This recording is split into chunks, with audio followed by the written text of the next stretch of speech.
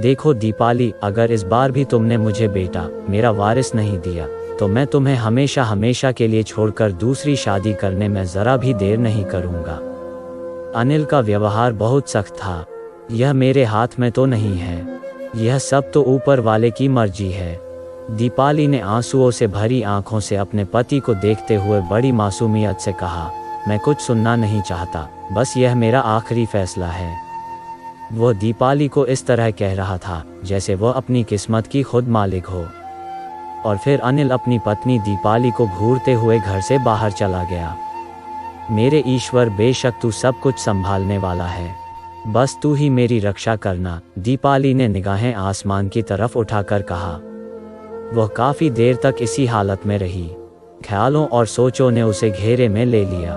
वो अलग अलग सोचों में उलझी हुई थी। आखिर काफ़ी सोच विचार के बाद उसने एक बहुत बड़ा और ख़तरनाक फैसला कर लिया।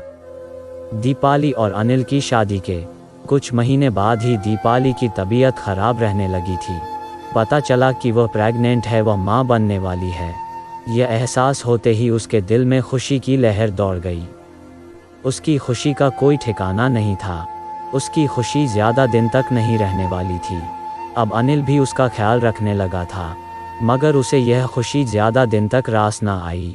जब नन्ही परी ने घर के आंगन को खुशहाल किया तो दीपाली फूले नहीं समा रही थी। मगर अनिल बेटी की पैदाइश पर बिल्कुल खुश नहीं हुआ। शायद उसे बेटा चाहिए था। इस तरह दीपाली की जिंदगी की खुशियां भी असाधारण साबित हुई। दीपाली ने पिंकी की पैदाइश के 1.5 साल बाद एक और बेटी को जन्म देकर खुद को अनिल की नज़रों में गिरा दिया था। इस तरह आए रोज अनिल की बेरुखी बढ़ती चली गई। उसे जब मौका मिलता तो वह दीपाली को ताने देकर चला जाता। दीपाली खामोशी से बर्दाश्त करती रहती। उसे एक दिन ही सदियों के बराबर लगता था। यूं ही उसकी तड़पती सिसकती जिंदगी गुजरती रही। दीपाली एक बार फिर प्रेग्नेंट हो गई और इस बार फिर उसने एक बेटी को जन्म दिया, लेकिन जन्म देने के कुछ दिन बाद ही वह बेटी भगवान को प्यारी हो गई। अनिल ने इस पर भी किसी दुख या गम का इजहार नहीं किया।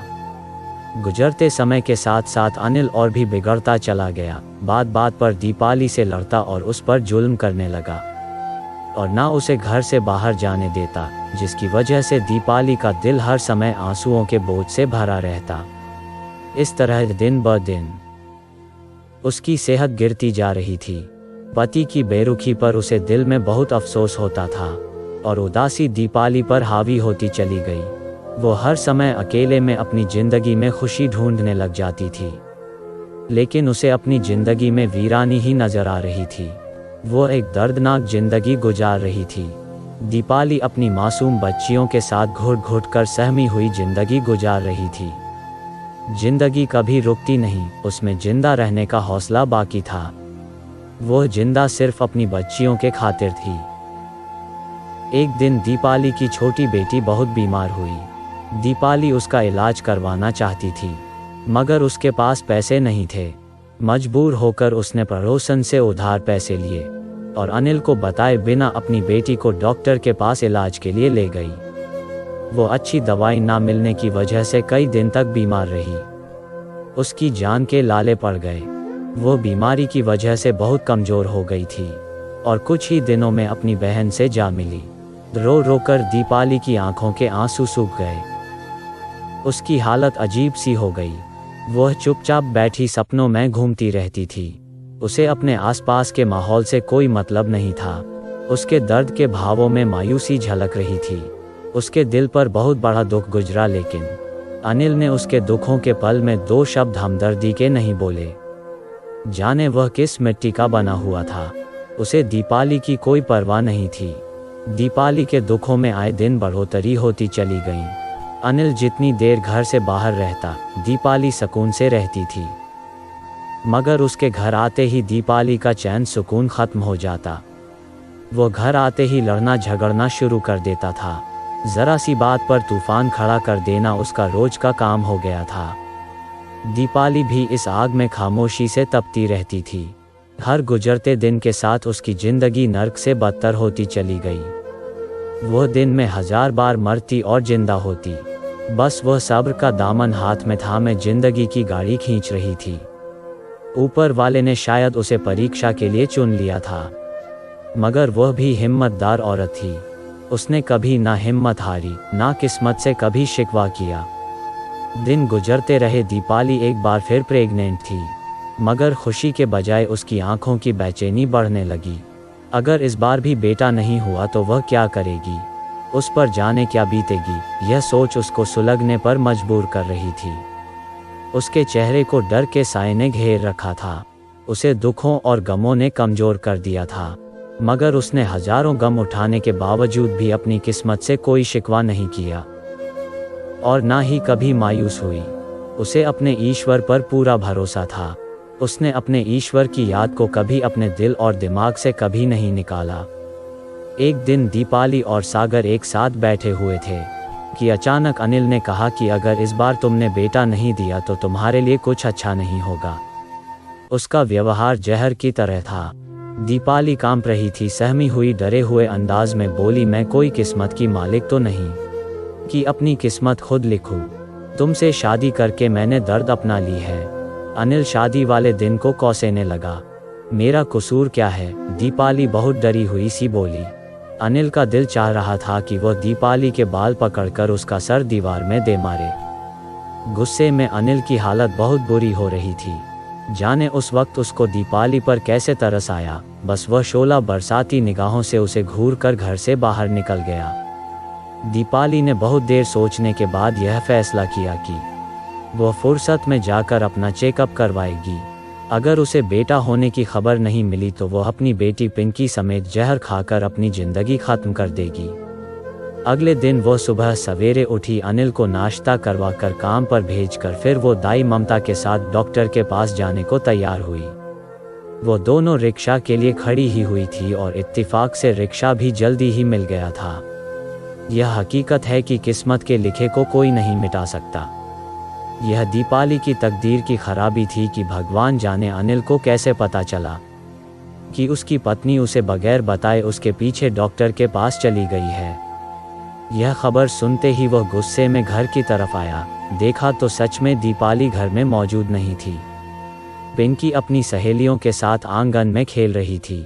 अनिल ने आव देखा ना ताव मासूम पिंकी को रुई की तरह बेरहमी से जमीन पर पटक दिया तो पिंकी की दोस्त भागम भाग दौड़ती हुई वहां से चली गई। दूसरी तरफ दीपाली हॉस्पिटल पहुंच चुकी थी। अल्ट्रासाउंड के बाद डॉक्टर ने उसे बेटे की खबर सुनाई थी तो उसे यूं लगा जैसे उसके जिस्म में नई रूह ने जन्म लिया हो। उसने सर उठाकर ऊपर की तरफ देखा और ऊपर वाले का धन्यवाद किया। वह खुशी में डूबी हुई दिल ही दिल में ऊपर वाले का धन्यवाद कर रही थी। उसके मुरझाए हुए चेहरे पर खुशियां बिखरती चली गई। उसकी खुशी की इंतहा ना रही। खुशी के मारे उसके पांव जमीन पर ही नहीं टिक रहे थे। मोहल्ले में मिठाई बांटने के लिए उसने लड्डू खरीदे। उसकी खुशी का कोई ठिकाना नहीं था। वह सपनों की दुनिया में खुद को बहुत से लोगों के बीच महसूस कर रही थी। हर तरफ से शांति और आशीर्वाद की आवाजें उसके कानों में गूंज रही थी।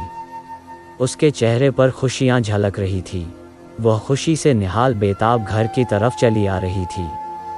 वापसी पर उसे ऐसा लग रहा था जैसे आसपास के सभी पेड़ पौधे बल्कि हर चीज उसके वापस आने का इंतजार कर रहे थे।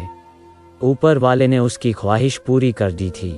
उसे ऐसा लग रहा था जैसे यह सारे रास्ते मुस्कुराहटों से महक रहे हो। वह खुशी से घर आ रही थी, मगर उसे इस बात का बिल्कुल भी अंदाजा नहीं था कि उस पर कौन सी कयामत आने वाली है। दीपाली अपने घर के अंदर ही पहुंची थी कि जैसे उस पर तो बातों और तानों का तूफान ही आ गया। अनिल उसे देखते ही गुस्से से भड़क उठा। उसकी रिगे तन गई। आज मैं तेरे टुकड़े टुकड़े करके भूखे कुत्तों के आगे डाल दूंगा। मेरे पीछे मेरी इज्जत की अर्थी निकालती फिरती है। नीच ऐश करने गई थी, अनिल ने खंखार अंदाज में कहा और दीपाली पर झपट पड़ा। उस समय शायद उसके दिमाग की कोई नस बहक गई थी। वह इंसान से शैतान बन गया था। उसे कहाँ और कितनी चोट लग रही है। दीपाली की चीखें आसमान का सीना चीर रही थी। वह शोर मचाती रही। उसकी चीखें सुनकर पड़ोस की कुछ औरतें उनके घर आ गई, मगर अनिल का सख्त व्यवहार देखकर वह दूर खड़ी तमाशा देखती रही। जब उसकी दर्द भरी आवाज ममता दाई ने सुनी तो वह दौड़ती हुई चली आई। बेटा इस कदर बेदर्दी से मत मारो इसे, यह मर जाएगी। दाई ममता ने आगे बढ़कर दीपाली को बचाने की नाकाम कोशिश की। मर जाए तो बेहतर है, इस बला से छुटकारा तो मिल जाएगा। आज मैं इस नीच का काम तमाम कर दूंगा। वह गुस्से से लाल पीला हो गया। ऐसा ना कहो बेटा, यह तुम्हारी पत्नी ही नहीं, तुम्हारे होने वाले बेटे की माँ भी है। ममता दाई की बात सुनकर अनिल को जैसे बिजली का झटका सा लगा। तुम इतने शक्की क्यों हो? बगैर सोचे समझे बेचारी पर इल्जाम लगा दिया है। फिर ममता दाई किसी मशीन की तरह स्टार्ट हुई और उसे सारी बात बता दी। ममता दाई की बात सुनकर अनिल ने अपना सर पकड़ लिया और रोती हुई आवाज में कहा, हाय भगवान, यह मुझसे क्या हो गया, मुझे माफ कर देना। और फिर सेकंड के हजारों हिस्से में जमीन पर बेसुध पड़ी दीपाली की तरफ मुड़ा, जो दर्द से तड़प तड़प कर मर गई थी। उसके हाथ पांव फूल चुके थे। दूसरे ही पल अनिल अपनी पत्नी के साथ हमदर्दी भरे व्यवहार से बात करने लगा। पहले तो उसे कुछ समझ नहीं आया, जब तक वह समझा तब तक बहुत देर हो चुकी थी। दीपाली की आंखों के आगे अंधेरा छा चुका था और वह उसे छोड़कर चल बसी थी। अनिल को यूं लगा जैसे उसके दिल के टुकड़े टुकड़े हो गए हो। वो बहुत गम से रोता रहा। वह लगातार रोता रहा। उसकी हालत दीवानों जैसी हो गई थी। उसका एक पल तकलीफ से गुजर रहा था। वह अपनी बेटी पिंकी को सीने से लगाकर खूब रो रहा था। आज वो बेबसी से अपने आंसू अंदर ही उतारता रहता है। अपनी इस शक की आदत की वजह से ना सिर्फ उसने अपनी पत्नी को खोया था, बल्कि अपने बेटे को भी इस दुनिया में आने से पहले ही उसे अंधेरी कोठरी में उतार दिया था। इस हादसे के बाद उसको इतना गम पहुंचा कि वो आज जिंदा तो है, मगर जैसे जीते जी एक जिंदा लाश है। तो दोस्तों, यह थी हमारी आज की कहानी। उम्मीद करते हैं आपको पसंद आई होगी। आपका क्या कहना है इस कहानी के बारे में? कमेंट करके हमें ज़रूर बताएं। वीडियो को लाइक करके चैनल को सब्सक्राइब कर लीजिए। साथ में घंटी को दबाकर ऑल पर सेट कर लीजिए, ताकि आने वाली वीडियो आपको तुरंत मिले। मैं मिलता हूं आपसे अगली वीडियो में। तब तक के लिए धन्यवाद।